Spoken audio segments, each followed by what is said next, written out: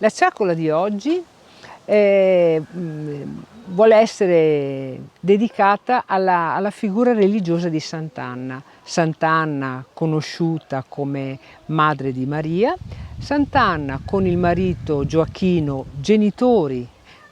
di Maria e quindi nonni di Gesù, sono le figure religiose che ispirano la festa dedicata ai nostri nonni, anche se in realtà la più nota giornata dedicata ai nonni cade nel mese di ottobre, ma la festa religiosa in realtà è il 26 luglio, quando si celebrano infatti i santi Anna e Gioacchino. La figura di Anna è una figura particolarmente sentita, in quasi tutti i nostri piccoli centri c'è una chiesa dedicata a questa figura, tant'è che è ispiratrice anche di molte sagre paesane.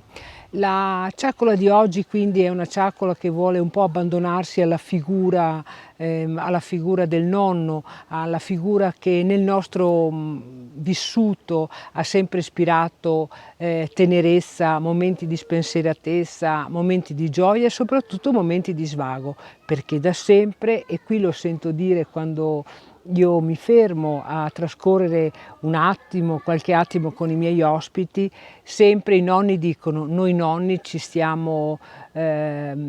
proprio vivendo questo bellissimo momento che dedichiamo ai nostri nipoti, perché i nonni sono fatti per viziare, i genitori sono fatti per dare le regole, e anch'io riservo questo bellissimo ricordo dedicato alla figura dei miei nonni, che sempre hanno ispirato le mie giornate estive, giornate fatte di gioco, fatte di spensieratezza e giornate fatte di vacanza, ma giornate fatte anche di ciacole, così come sto facendo io con voi, a cui dedico il mio tempo in questo format estivo e a cui dedico anche il mio sfuresto di oggi, che è un meritato caffè. Ciao!